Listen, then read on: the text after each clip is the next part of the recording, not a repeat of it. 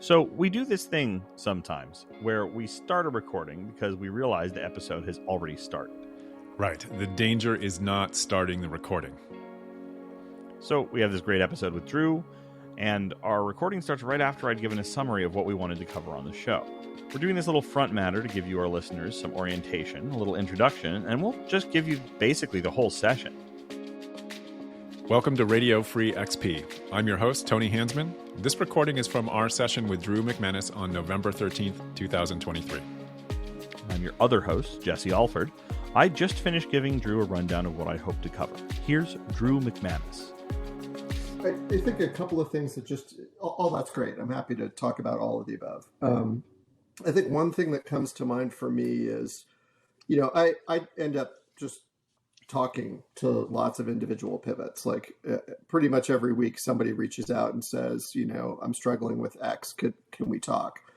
And I think thematically, the things that I see come up a lot and maybe would be useful to broadcast to this audience are kind of what made Pivotal what it was and how do I go back there? and the answer is generally you can't go back there, but let's talk about how you can bring some of that forward. And then there's a lot of burnout.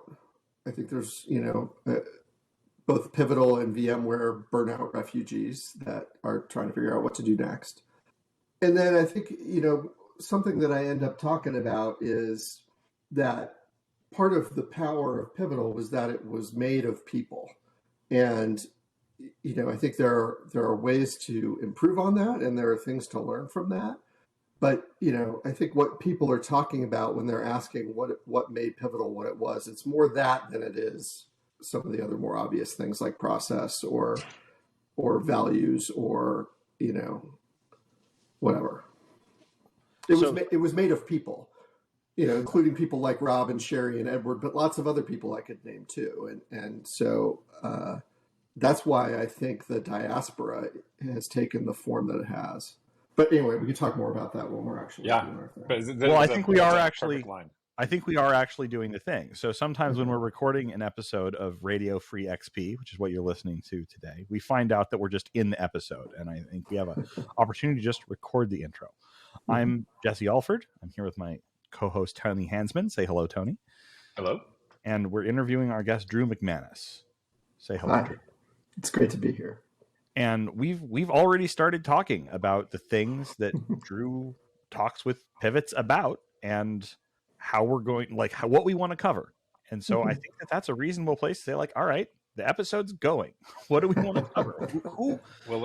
I see you as an expert and an interesting voice on a bunch of things. You're running 33 Teams. It's a consulting agency that has employed pivots, including my partner. So I haven't worked for you yet. But I phrase it that way on purpose. And you have a lot of context on a lot of things that people are struggling with. And you also have a really long and interesting career in doing this and other things. So that's the stuff. Tony has a standard way of how did you come to XP? I think that's a great way for us to start this. And then I want to move to, before we move to 33 Teams, a little bit about, I know you spent time at Adobe and there's a personal journey that's predates the XP stuff around product development and so on. And then the work that you've done in kernelating 33 Teams in the way it works now. So if we can cover that brief in the time that we have today, that would be amazing. If we find better things to talk about along the way, that's even better, right? Yep, sure. That all sounds good. I mean, I think sometimes people are surprised to hear about my journey that wound up at Pivotal. And, sometimes I'm a little bit surprised by it. It was not by design. Like most of my career, it was not by design.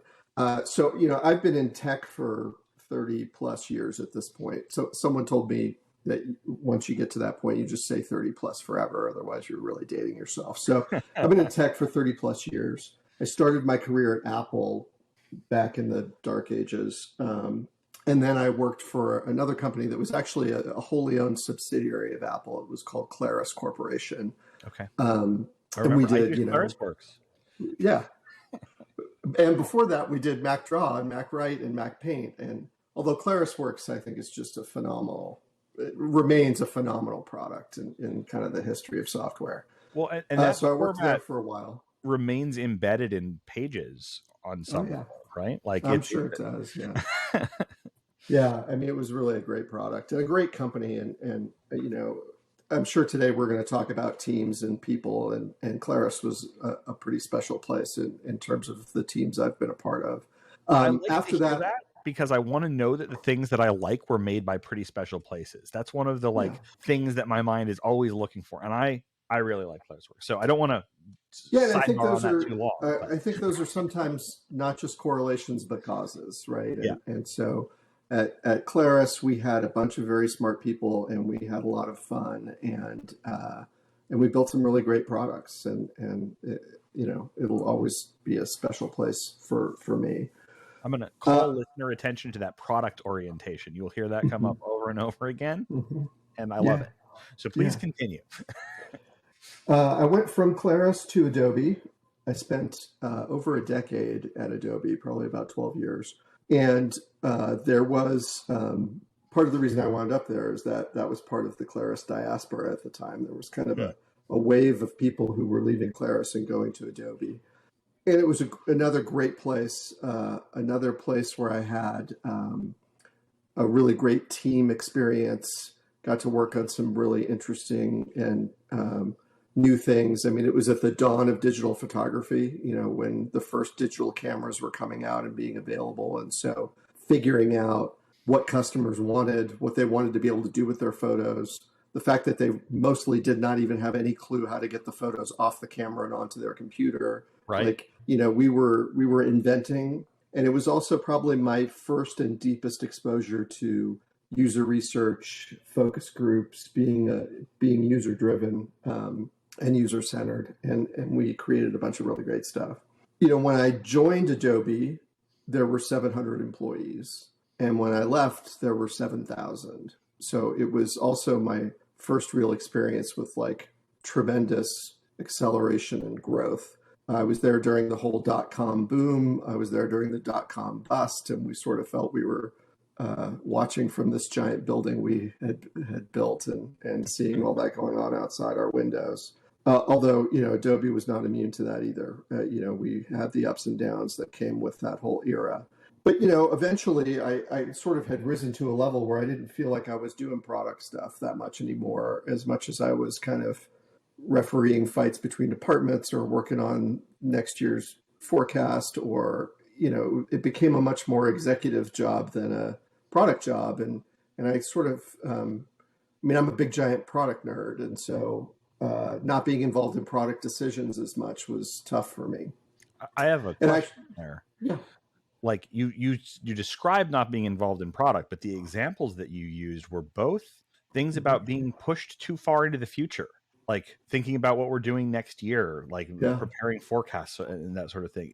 And is that really connected to you, or is that incidental?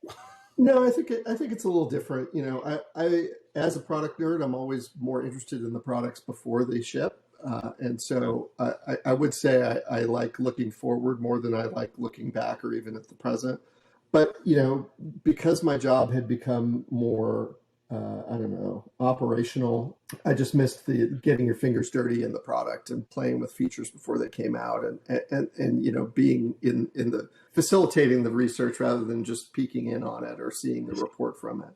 So that was really the difference for me. And I actually remember being in a meeting one time where the HR folks came in with kind of their quarterly update. And that was how I remember that we'd gotten past 7,000 employees. And they had this chart that was about tenure of employees. And I sat there looking at it, kind of doing the math in my head. And I figured out that of the 7,000, there were fewer than 100 who had been there longer than I had. And so I thought, well, this place is awesome, but I think it's time to do something different and to get back to my roots of being a product guy, and, decided to just completely rewind to being a product guy. And so I left Adobe and I co-founded a startup, and we had a product that we had been testing the idea and talking to potential customers, and we raised a little bit of angel money and we put some of our own money in. And so we were doing this thing. And as we were getting going, I started to read about Agile and this brand new thing that was called Ruby on Rails. And, I was excited to also do some things very differently. You work at Adobe and you've got these huge products that are incredible and have lots of customers, and they're on this 24-month product cycle. And, when you ship them, they actually ship, like they get on a truck and they're shrink wrapped in cardboard boxes. And so there's a lot of stuff that you have to know and do and learn to be able to manage that kind of a product.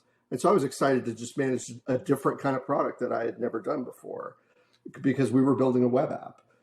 And so we hired a design firm to help us with the UX stuff. And, we shared a bunch of what we had learned from our own research and talking to customers and advisors. And it was this design firm that was called Ruby Red Labs at the time. Thor Muller and Jonathan Grubb and Leslie Chiquin and a bunch of really, really smart people. And they helped us to kind of come up with the design and start to define some user stories and stuff. And they said, we hadn't hired any developers yet. It was my co-founder and I, and we're both really product people. And they said, well, what you ought to do is you ought to use this firm that's down the street that's called Pivotal Labs. And so we said, okay, great, we'll talk to them. And so we were at the Ruby Red office one day, and the sales guy from Pivotal Labs came over. His name was Rob Mee, and he had this enormous sandwich that was wrapped up in a piece of paper that he proceeded to eat while he was talking to us. And so we showed him what we were working on, and we showed him some mock-ups, and we had prepared a slide deck, and he sat there and he ate his sandwich and he was kind of nodding, and he was like, okay, like, when do we start? And so we did. So we hired Pivotal Labs, and they helped us build the MVP of this product. And we ended up having the MVP ready 2 months sooner than we had told our investors we would. And it was this crazy. So this is my arrival at XP. At the time, Pivotal was in the Flood building on Market Street, in this like rabbit warren of little rooms that were full of like way more coders than the fire marshal would probably prefer if they knew. And it was like the weirdest thing I'd ever seen. And, I sat in there, and the devs would ask a question and I'd answer it, or I'd hear them making something way more complicated than it should be. And I'd go interrupt a pair and say, let's talk about this a little bit before you get too crazy. And it was just an entire, like, everything happened that at Adobe used to happen in an engineering meeting, like on a Thursday afternoon, happens just in real time all the time. And this is a little bit of an aside, but a few years ago, I was cleaning out the garage, and I found a whole bunch of stuff from this era, like mock-ups from that startup and whatever. And one of the things that was in there, you guys will laugh, was an invoice from Pivotal Labs that looked like it had been printed on an inkjet printer that was like missing the cyan cartridge or something. And and the rate was about a tiny fraction of what the rate is today, let me tell you. And it had the names of the developers and the hours that they were working. And the names on this invoice were like Elizabeth Hendrickson, Nathan Sobo, Parker Thompson, Ian McFarland, Ross Hale. Like, these are all people who've gone on to big, like, illustrious things. And they were, pairing on the startup. And that's kind of how I first met many of the people that, I count as lifelong friends at this point. So anyway, let's take that "so anyway" block to remind what we're doing here. So you're listening to Radio Free XP. I'm Jesse Alford, and along with my co-host Tony Hansmann, we're interviewing Drew McManus. So by all means, continue. So we built the thing, and I got exposed to some pairing, and I got exposed to some real-time feedback loops, and I got exposed to just making decisions on the fly, and made a bunch of really good friends along the way. And we shipped it, and it was great. And eventually we hired our own devs, and they got to do some pairing to transition to our team. And it was kind of the classic Pivotal Labs startup experience. And I was kind of forever changed as a result. So circa what year was this? Like 2006. 2006, you had a classic Pivotal Labs experience. I like to time index these because people all think of their experiences as classic on some level, but they happen sometimes 10 years apart. Yeah. I talk about that invoice, like, that paper invoice. The way it got delivered was Sherry Erskine would come downstairs and say, "Hey, Drew, here's your invoice," and hand it to me. And then I would get out the company's checkbook and a pen and, pay the invoice, and breakfast would be served the next day. And breakfast. So let's fast forward a little bit. So subsequently, we had success with that startup. We ended up getting acquired, transitioned it to our acquirer and so on. And then I wasn't really sure what I was going to do next. I kind of thought maybe I'd do another product thing, but the thing that I continued to do was hang out at Pivotal Labs. So they at that point had moved across the street to I forget what that building. Oh, Bancroft, the Bancroft building across the street on Market. And there were a bunch of couches and stuff, and I used to just go there. I didn't really have anything else to do at the time. And so hung out on the couches and would interrupt pivots and goof around and go to lunch with people and make phone calls and whatever. And then one day, Rob came over and said, "Hey, we've got this one client that is just unmanageable. Could you talk to them or tell them how to work with us?" And remember that Pivotal Labs at the time was purely a dev shop. I think there was one designer, Arena Reed, sat over on one side of the room, but there were no product people or anything. It was really a dev shop.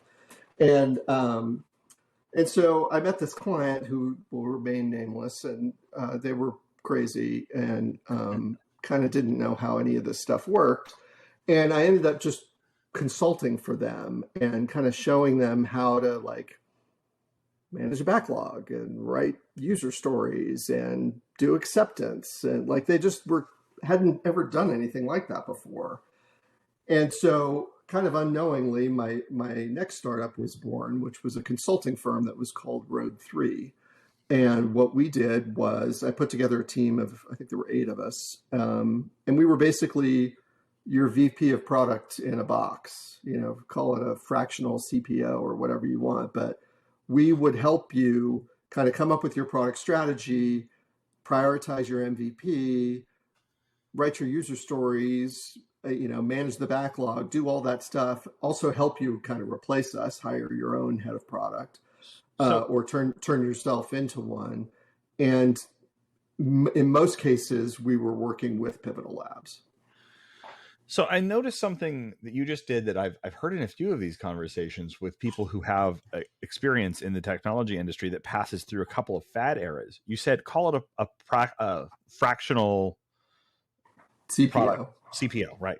Yep. Obviously, you didn't call it that at the time. I'm really interested to know, what did you call it then? What were the words you used to sell this thing that we have words for today, and that has a wave today? But you sold it in terms of 2006 or 2008 or whenever this was, right? Yeah. So now we're closer to 2009 probably. And we usually called it your interim head of product, because most of the clients were at the outset, most of the clients were startups. There were still a lot of people out there who thought they could, start something up and do it better than anybody else. And they had wide ranges of experience in managing products or managing startups. And so we were a bunch of people who had done it before, and we were willing to help them with their pitch deck and meet with investors, but we were also happy to get our hands dirty and manage the backlog. And so interim head of product wasn't great because the acronym is IHOP, and that's, distracting. Yeah. But that's that was the language we used. We certainly didn't say fractional CPO, which is what I think people would say today. So we were doing a lot of that, and we were doing a lot of it with Pivotal. Like, we referred business to them, they referred business to us. We kind of became this inextricably intertwined thing. Pivotal moved again and was now at 875 Howard, and I had my business partner and I had a desk there, and we sat right outside of Sherry's office. It was also an era where I was doing pretty much every inception that came into San Francisco. So pretty much every Monday I was incepting a new client, which was a fascinating anthropological study. And it sounds like just an insane way to live. It was exhausting. and I think I learned more about people and teams from that than from anything else in my career. Just watching, spending a whole day with a team and watching the dynamic was just, while you're also, by the way, facilitating an inception. Right. So this is one of taking the train home at the end of the day and being pretty exhausted. This is one of the whole rivers of follow-up that we're going to defer consciously for a moment. But I have so many questions about the inception practice and how it integrated with the business of consulting, whether scoping was a process prior to that or when that emerged. We're going to defer that. Don't answer any of those questions. But I want to say those are things that we should talk about later. Yeah, I mean, there's lots of good stories there, and a lot of it informed the rest of my career in consulting and my ongoing career in consulting. I mean, I think doing all of those inceptions for basically a year taught me a lot.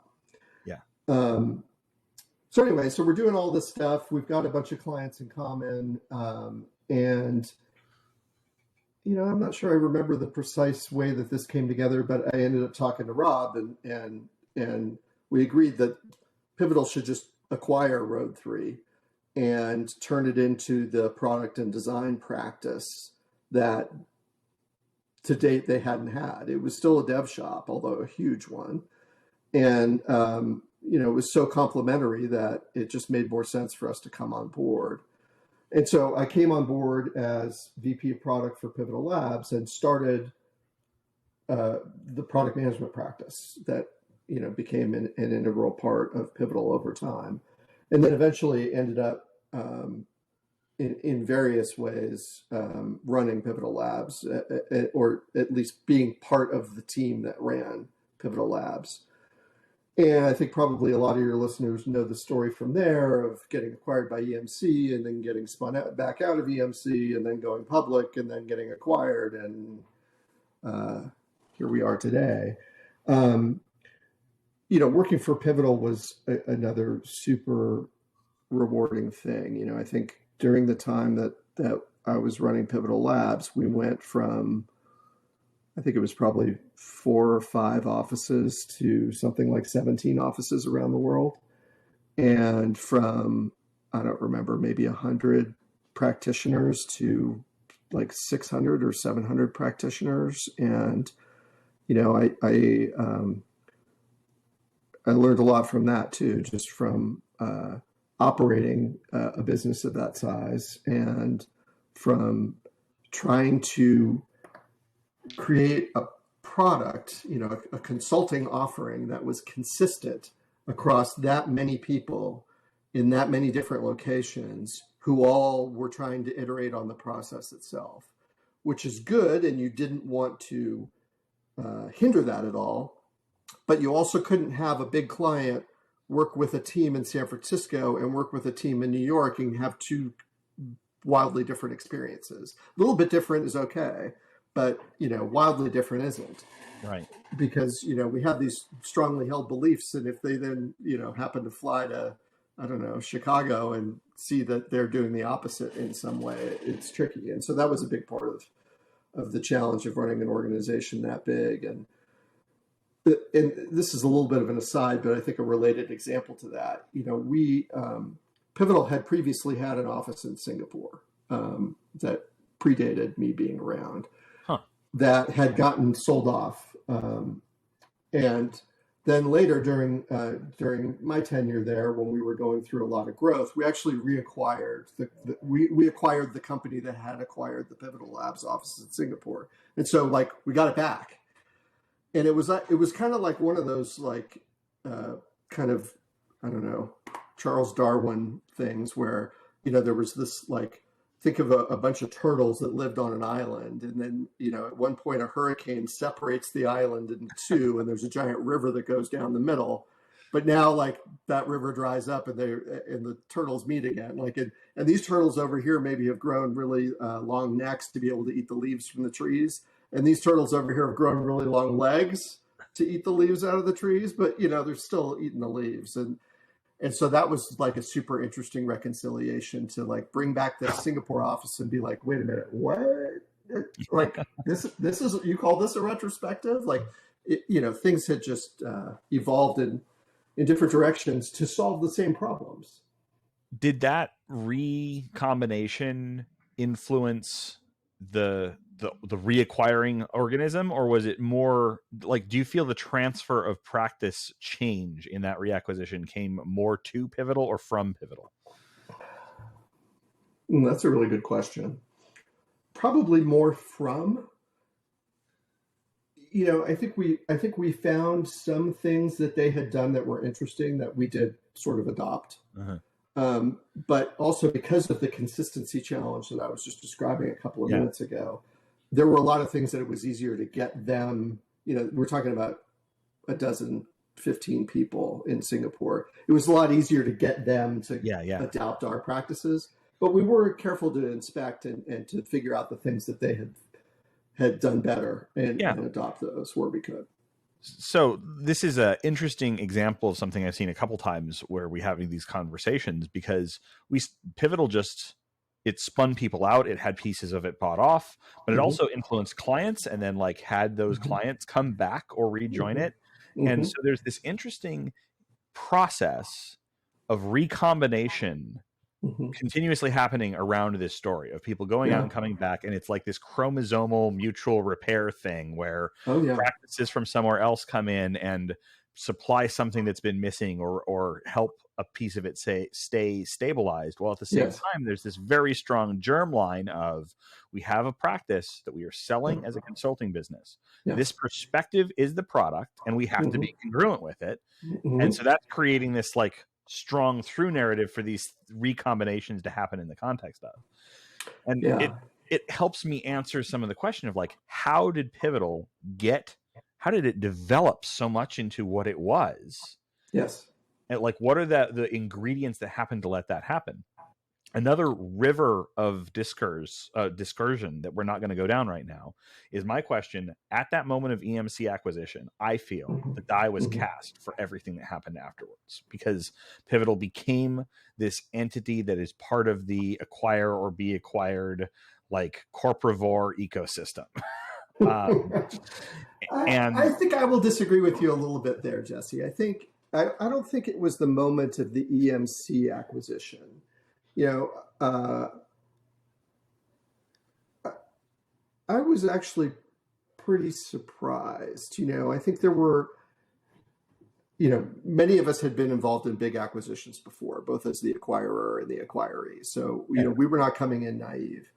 I was at Adobe. I got taken out of my day job at Adobe for over a year to manage integrating the Macromedia acquisition. And that was painful and messy and complicated. Yeah. And so we fully expected it to be more painful and messy and complicated than it was when EMC acquired Pivotal.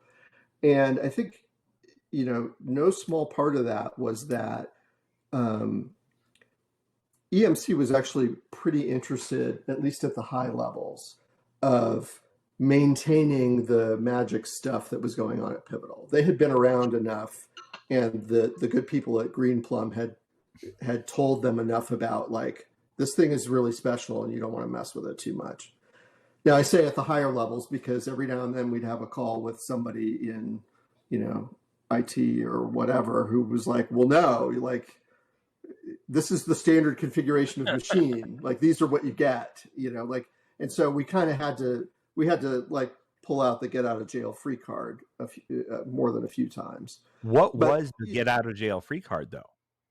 How did you have one of those? Having Rob call one of the higher ups at EMC and remind him about, like, you're messing this up here. Like, we buy the machines we want.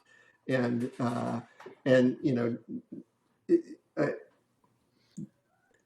think we had the ability to head off a lot of the corporate acquisition integration nonsense that generally happens. Now, it doesn't mean that things didn't change. Certainly they did. Yeah. But I thought it was actually a pretty good experience from an acquisition standpoint. And some of the people from EMC that kind of came over and like showed up in the office that day and stayed, like people like Matt Eng in finance and Marcy Tavano in HR, and those people became pivots through and through. Absolutely. And so I think that I think it was pretty successful in terms of my experience of acquisitions. I think that disagreement of like, oh, that's maybe not the moment that like everything had to be set a certain way, because there were all these acquisitions before that. And what I mean when I say that, and I think I'm shifting this already just because of this conversation, but what I mean when I say that is, at that point, EMC was acquirable. Yeah. Right. Like at that point, that get out of jail free card is entering this ecosystem where it works for a while, but like the fuse is lit on a company that doesn't understand what it has bought, taking over the company, like replacing the ability of the company that understands with a company that doesn't understand, and so on. So like, I don't at all mean to say like, oh, Pivotal stopped being Pivotal from that moment. I mean to say that like that's a moment that I, knowing what I do about how we ended up at the VMware acquisition, which I consider to be kind of terminal on the Pivotal story. Like, is there a course where something could have happened differently where we don't end up there? And I like just don't see anything that runs through EMC that doesn't end up in that sort of general getting acquired and digested path. The run we had afterwards, incredible. And again, I'm probably wrong about this, right? I actually don't have very much. I think you're right about what you're saying here, is that, there are, in the history of any company that has the kind of longevity we're talking about here. I mean, remember that Pivotal was around for 30 years. Like, there are certain seminal events in the lifespan of a company like that can change things. Being acquired is one of them, right? I would say then having your parent company get acquired by an even bigger other company could be one. I think some companies change when they go public because suddenly you're beholden to shareholders in a way that you weren't before. And remember that all of those things happened to Pivotal in actually a pretty compressed timeline, right? So we got acquired by EMC. EMC got acquired by Dell. Those are two wildly different situations. Like, EMC was interested in this thing called Pivotal and studied it and looked at it and realized it was shiny and special, and so acquired it. That was like 1% of EMC when Dell acquired them, right? Dell acquired EMC for a whole other set of reasons, and they kind of got this shiny Pivotal thing along with it and went, oh, what's this, right? And then, we went public. We got spun back out from the Dell EMC thing. We went public. That's a different thing. Like, and then, then you get acquired by VMware, which is a whole other story that was largely owned by Dell at the time, and so on. And so, I think for Pivotal to have still resembled itself as much as it did when VMware came along was pretty remarkable. I mean, I think there's a Harvard Business Review case study to be made for a culture that was able to survive that much change and that much combination with other cultures to the extent that it did. It did change. I mean, it did not resemble the 2006 Pivotal Labs that I showed up to over in that rabbit warren of rooms in the Flood building, but a lot of the essence of it was still there. Yeah. And so I think that speaks volumes to not just the quality of the culture and the values, but to the stewardship that individual pivots felt towards those things. All right. So, you're listening to Radio Free XP. I'm Jesse Alford. We've got our guest, Drew McManus, saying wonderful and hard to interrupt things. And I'm doing him along with Tony Hansmann. Tony, why don't you ask another question so we get to keep hearing things? I'm trying to keep myself from turning inside out because first of all, Drew, the culture is so insanely strong. Like the things that you're pointing at is like, hey, we had to do this as a product to have a consistent thing across these 17 far-flung offices. And you can feel it, right? I have a 30-year-plus-year career in tech too. I showed up in the Bay Area in 1994 and saw what I saw.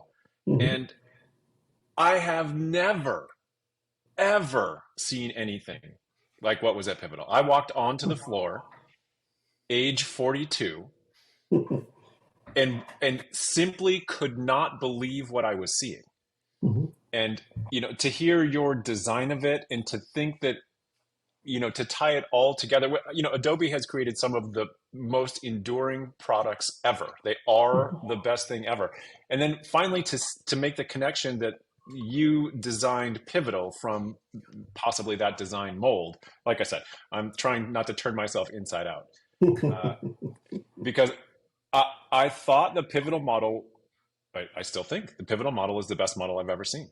It just is. It's head and shoulders. It's 3 orders of magnitude better than anything else anyone has ever even pointed at as real. Hey, there's a real thing that's good and you can go see it. I'm like, yeah, that's 3 times worse than Pivotal. Just like on its face, it just can't even produce what that thing could produce. So, okay. So your point, again, I never pushed together all the points of how the culture did stay together through these things. As a side note, I came from VMware Cloud Foundry to Pivotal. And so we can have this very, very long conversation about that side. But here's what I'm going to just go directly to what it is I want. Jesse stayed behind. He stayed behind enemy lines to figure out how Pivotal deforms. He did. That's his flat story. And so he watched it. And my question is, I'm a never again guy. Never again. How is it that these complete, let's call it low capacity management and product models, were able to destroy our incredibly productive model? And so what immune system are we missing? And I know, I want to turn certainly to how do we get pivots together in effective, but I think the question of what immune system did we miss, and Jesse he's an expert on this. He sat there and watched the whole thing. So I would love to know how you thought about the immune system at Pivotal, what you would do now. Yeah, okay. I think there's a few things there. So we get acquired by VMware. I could talk from my personal perspective, but also kind of the things that I observed as we got absorbed into VMware. I stuck around for a year post-acquisition. We were in a very different place. This was the opposite of the way I described the EMC acquisition. This was very much like an integration-focused acquisition, which, it's just different kind. Like the acquirer gets to decide. And in this case, the acquirer decided they were going to integrate us, right? And so we had a lot of, VMware executives coming and talking to us and telling us how things are done. And like, here's what the values are. And, it's very different language than when the EMC acquisition had happened. Like, it was very different. And, I think there were things that were good about VMware, and there were things that were foreign or different or that we didn't like, and we, as the acquiree, we get to make those decisions for ourselves also. But man, everything was different. And, from a management or operational person perspective, there was just a lot of stuff we had to do that we had never had to do before, or a lot of stuff that we had to do in a completely different way than we thought was our way / parentheses better way. And so there was just a lot of adaptation that had to happen. And for me personally, I looked around and was like, oh my God, there's like 40,000 people that work here. Remember that I decided to leave Adobe when it was 7,000 because that was just way too big. Like 40,000 was just inconceivable to me. Like, how could you even know what all those people worked on, or even what all these acronyms meant? It was overwhelming. And, you know, I felt like I had woken up one day and I was working at an internet plumbing company. Like, it was just not part of my plan personally. And, you know, I don't want to say anything bad about VMware. I have a lot of friends and coworkers who are still there and have found that it's actually a place for them to be, which is great. So I pretty much decided that my role at that point was to stick around for a year and do my best to make sure that my people landed if they wanted to, or if they didn't want to, that they landed somewhere else. And, you know, either one was a win for me. And so I just went into a mode of spending a lot of time with the people and trying to help them get what they wanted. You know, I think in retrospect, I also just was getting burned out, and, you know, from a personal standpoint. But by the time I had left VMware, I really just needed to sit and stare out the window for a few months. And I highly recommend it if you can get away with it. That's what I'm doing right now. Yeah, and so I prescribed that to a lot of people, and, you know, I recognize it's a very privileged thing to be able to do, but I needed it. So, you know, VMware was VMware. It was incredible in as many ways as it wasn't for me. And, you know, also remember that we entered into a pandemic. I mean, there were lots of other reasons to feel burned out and tired and exhausted. And also, you know, have to literally over a weekend reinvent this product that had been defined all around, like, in person, you come to our office every single day, we work shoulder to shoulder. Like, we literally over a weekend had to reinvent that in the midst of all of this happening. Which I think we should talk a little bit more about in a few minutes. But I think all this to say that I'm not sure that it was any deficiency in our immune system or any missing antibodies, so much as it is the acquirer gets to decide. You know, when Adobe acquired Macromedia, we made a bunch of decisions up front. Like, we weren't going to keep the brand. You know, we were going to integrate the products.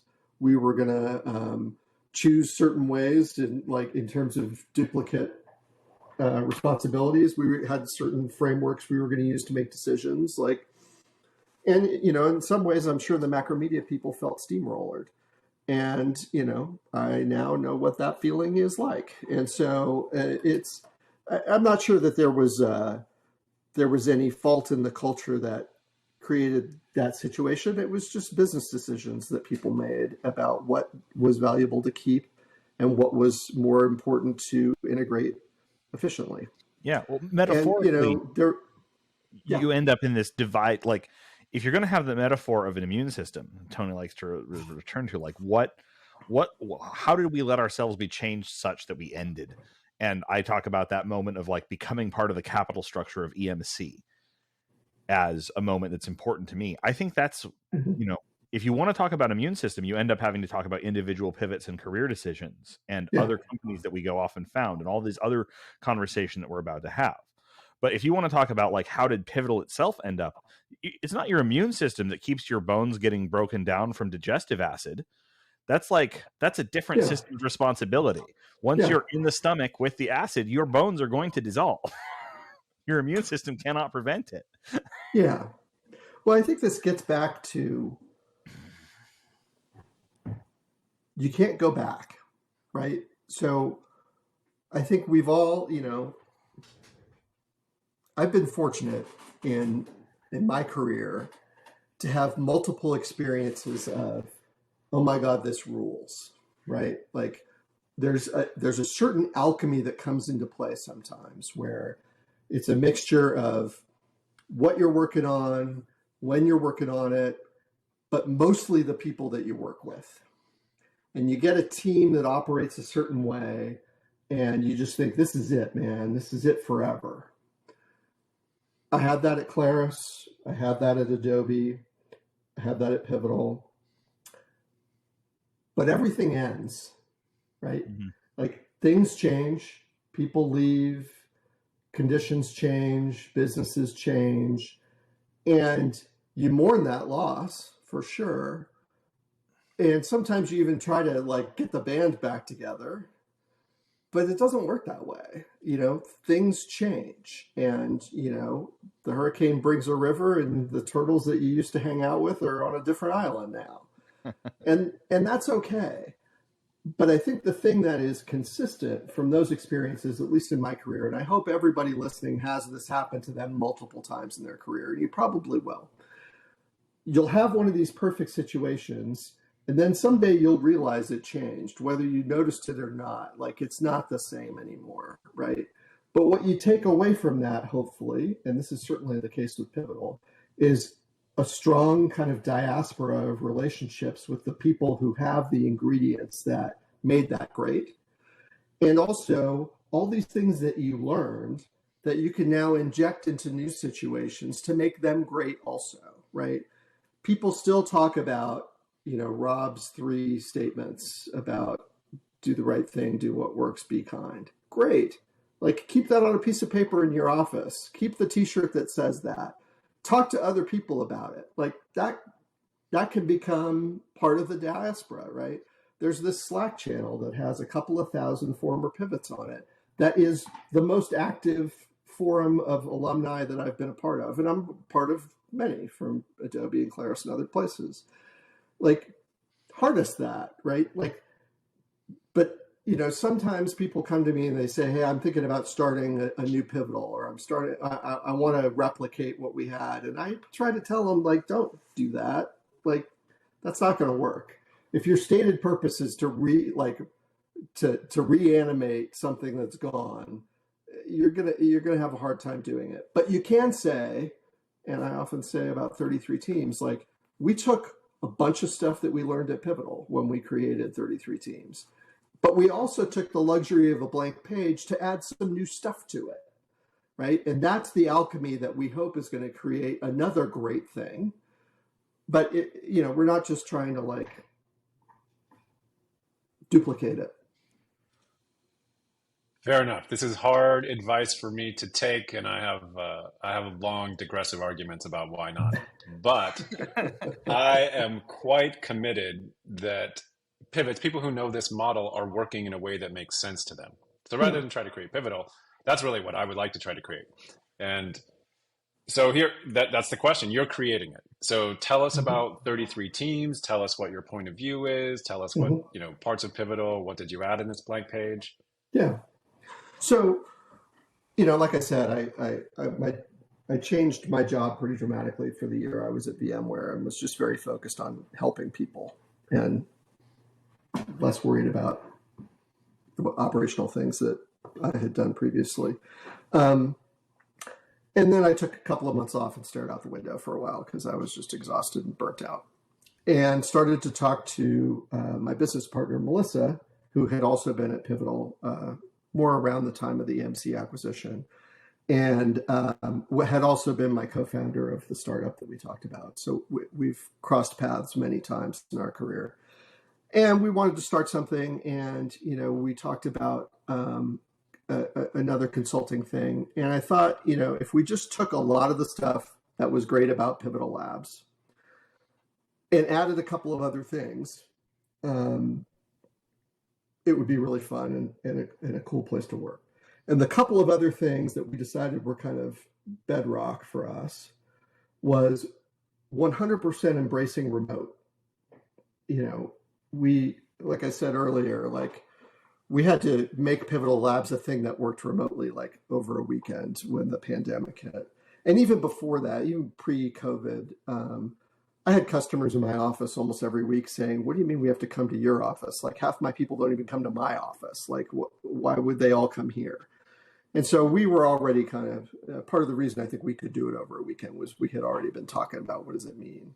And also, to be fair, there are some pivots who had been remote for a really long time, like people like Joe Moore and Chad Woolley, who had been working from home, and we'd learned all the things that we were terrible at with regards to that.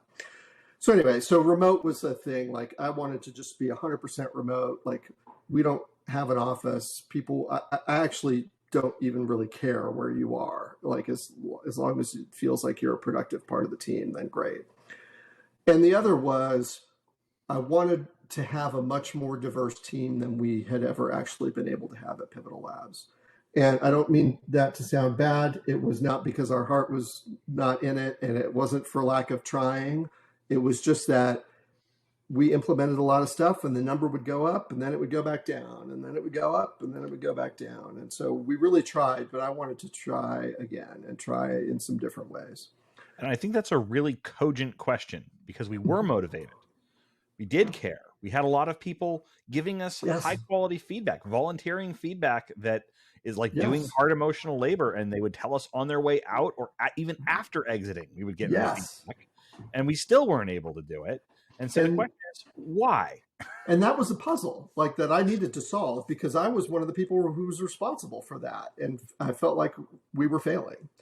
And so, you know, being the product nerd that I am, I embarked on user research. And so I got on the Pivotal alumni Slack, and I reached out to a bunch of people who were from underrepresented groups at Pivotal. And I got on Zoom calls with them and asked them why they left and what they liked and what they didn't like and what might have made it easier for them.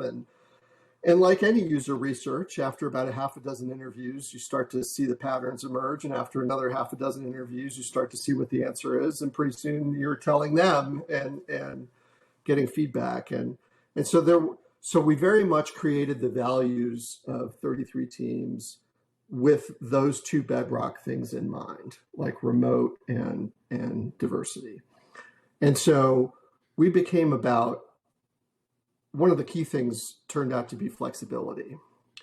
You know, the fact that at Pivotal, we were in the office every day and we were pairing all day, every day. And no matter how often I told people at Pivotal, like, if your kid has a tuba recital at Tuesday at 2:00, go to the tuba recital. Like, I want you to go to the tuba recital.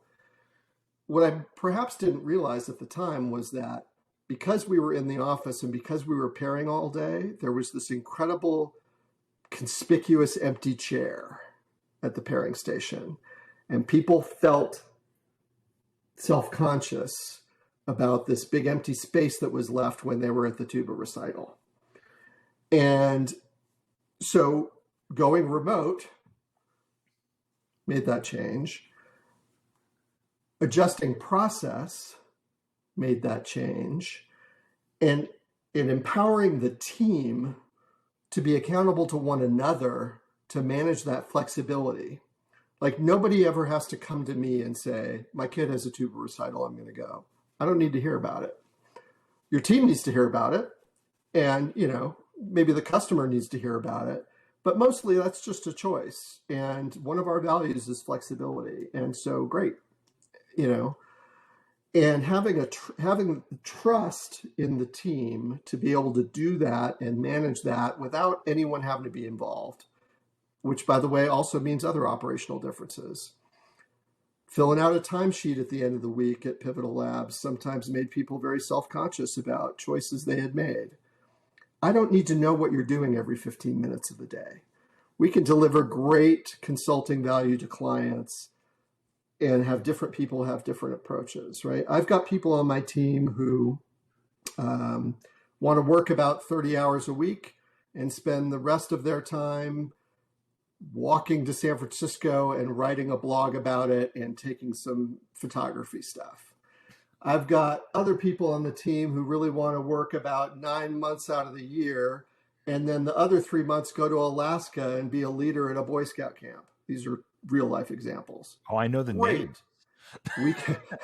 We can make that work, right? Like that, having the flexibility to be able to say, to not have to say, here's what time breakfast is, here's what time stand up is, here's what time you leave, actually opens makes it a place that it's possible for a lot of people to work that can't work at a place that's more rigid. And so that was a lot of what we started with. I'm glad to say we've had a lot of success. The team is a lot more diverse than other teams that I've led. There's always work to do. I mean, it's very diverse on certain axes and less diverse on other axes. I'll admit that up front, but we're focused on it. And there's also been some side effects that that I kind of wish that I could take credit for as having designed, but actually I'm sort of surprised and thrilled. And one of them is really on a focus of using a lot of subcontractors and independent consultants. Because I think what I've stumbled upon is there's this whole class of folks out there who were at Pivotal and or VMware who are very senior, they're very experienced, they are problem solvers, they're curious, they're craftspeople. They're not really interested in being managers or executives. Or they're also being not subject to those people. yeah, and they're not. They don't really want a real job, right? Like they want to work on hard problems and they want to do interesting things, and because of the way that we've set up our business. And you can come work for us 30 hours a week for 9 months and then go to Alaska and be off the grid. Like that actually works for us, and it works for people to be subcontractors. We tend to pay more than most of the other consultancies do to subcontractors because I like to have them call me first when they get back from Alaska. And there's certainly benefits to us, like the flexibility of being able to bring people on and not have to meet payroll if things, if a client ends a project or whatever. Like that's business value to 33 teams. But we also try to pass a lot of that business value back to the subcontractors, both through paying them more than most other firms pay them, but also like we've had seminars on how to run your little subcontractor business. Like, how do you have to think about taxes? Like, what do I need a lawyer? Do I need an accountant? So, we help them become better at being successful in a subcontractor model because that benefits us too. And so, we've kind of built this, and we have our own little Slack community. We've built this community of basically anybody who has worked for us at some point, even if they go off and do something else, either for another consultancy or maybe they decide to take a job somewhere, we keep them in the fold, and it's just become this really great community of people that like to work together on stuff. I think that when you get clear feedback that something is working or possible, you said you'd love to be able to take credit for designing this. I think when you steer into it and start perpetuating it and defining it and helping other people stay into it, I think you do get to take credit for having designed it after a point. Yeah. Certainly that's my conception of you, having not dealt with you much one-on-one or directly, but having interacted with several of the people that you've had this type of impact or directional shift on. I think of you having really opened a possibility window into something that answers one of these questions. How do we get back to a good place? How do we, how can we move towards a sense of control in our career, but also work at somewhere that's actually feels good to be at? There's answers to this, and the subcontracting, independent, have your own thing, have some ability to switch between consulting or doing product work, like a bunch of the different pieces of your story and this complex of ideas that you just talk about when you talk with people about their problems show up to me in these other people. Yeah. And this is part of what I want to see more of. I think that there are many post-pivotal companies, and I sometimes describe my perspective as post or extended XP, that like we are kind of in some kind of after era or a new beginning, a new thing that doesn't quite have its name yet, I think. Mm-hmm. But there is this feeling that this is a direction that is becoming more possible, and I want to see that. Even I want to have that happen, but more so. There are a bunch of these these post pivotal places that are just pivotal again, and I'm really glad that's happening. Yeah, there are some people who that's perfect for. Yes, and that's an ecosystem that I want to be a part of and want to encourage. And I had a minute, this is personal growth, because when I first saw that, I was grossed out by it. mm-hmm. I was like, no, forward only.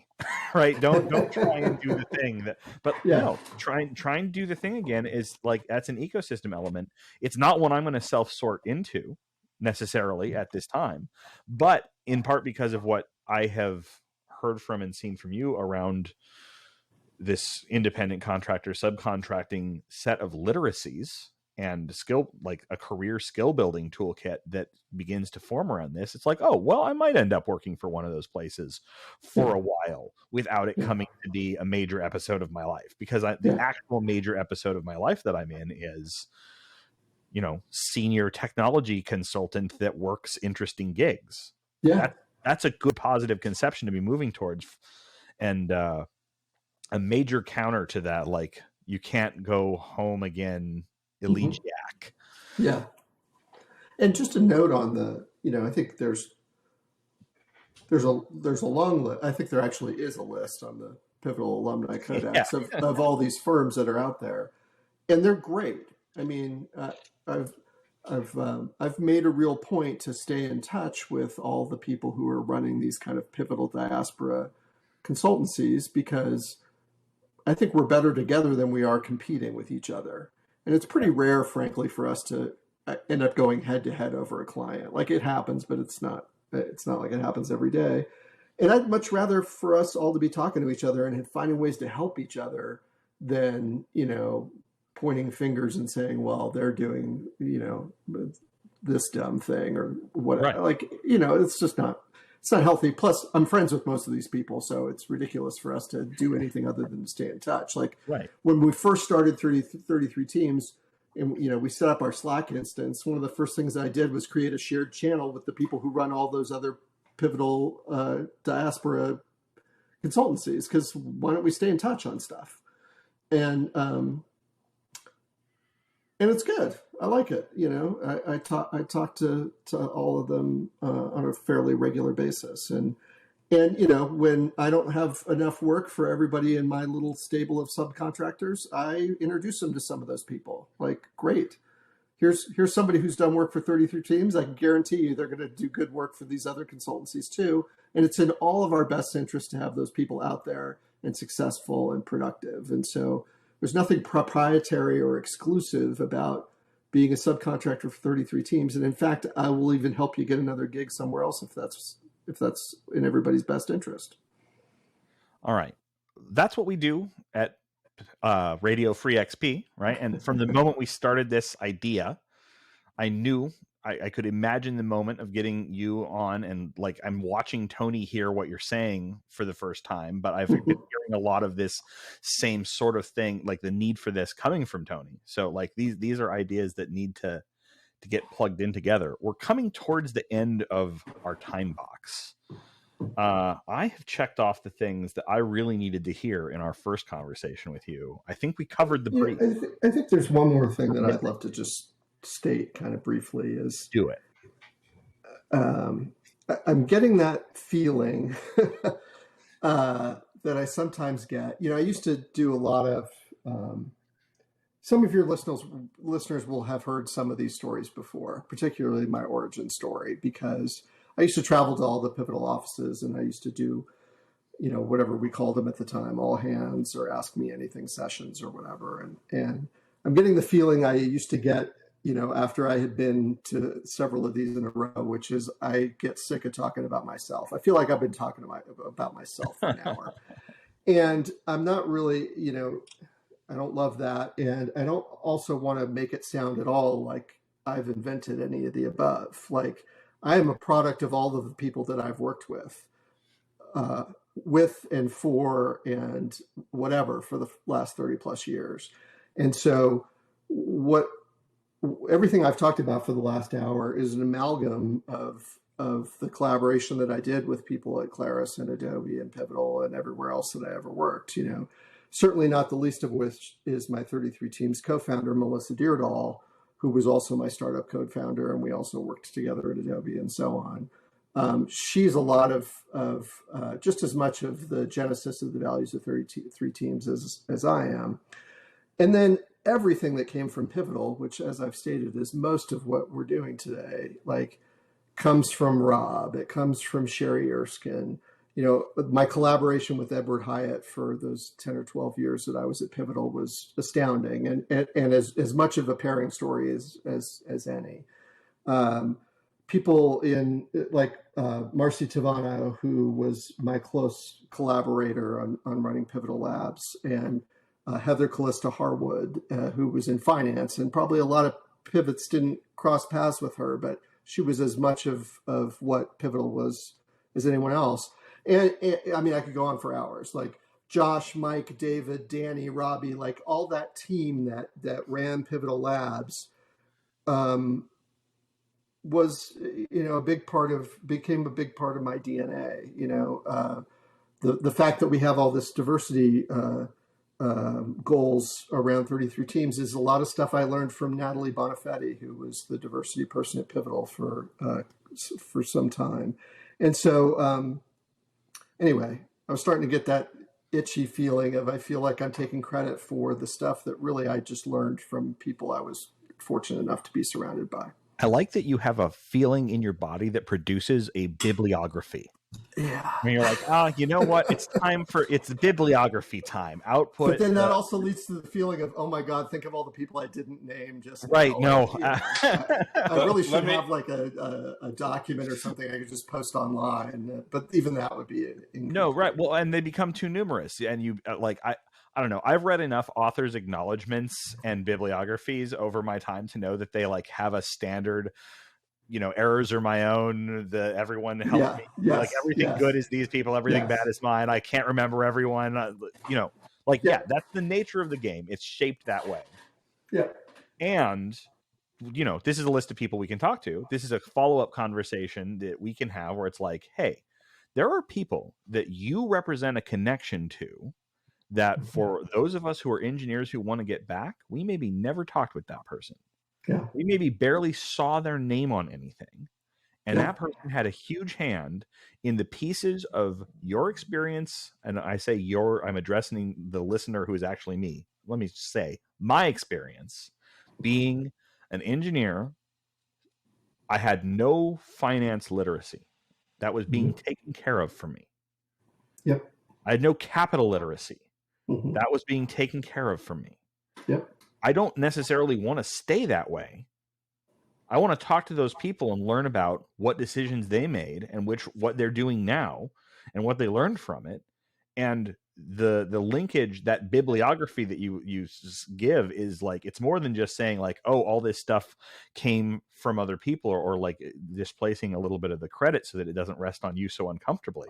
It also gives us, these are the human beings that we need to talk to understand what happened happen and what skills we might need if we want to rebuild or move on from certain pieces of it. So that's just fantastic. Thanks. And I'll just close by saying I miss everybody. My email address is drew@33teams.com.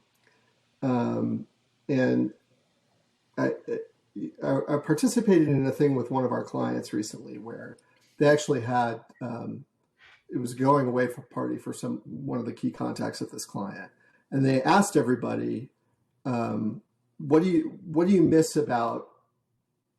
I don't remember how they phrased it, but it was basically being in the office versus now. What do you miss? And for me, my answer was, I miss the nonsense. I still get to collaborate with people. We still get to build products. In some ways, doing it the way we do it today is better. But I also had the good fortune of working with a bunch of really hilarious people. And, in the little spaces in between breakfast and stand up or between this meeting and that meeting or whatever, we did some world-class goofing around, and there was, just all those people that I just rattled off in my bibliography, in addition to being smart and talented and everything else, they were hilarious. And so that's the little bit that I'm always still trying to recapture. So if anybody wants to get on a Zoom sometime and just have some nonsense, I'm up for that. In the competing list of things we're trying to do here, that is one of the ones that we came up with early. It's like, that kitchen table conversation, that post stand-up conversation, like, can we just give that back to people a little bit? Yeah. And then we end up in these big, serious, interesting conversations about people's careers or how things got the way they are.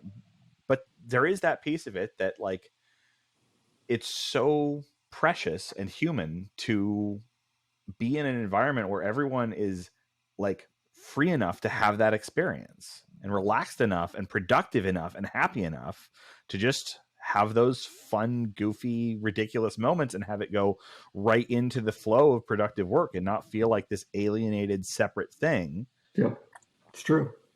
Thanks so much for coming on.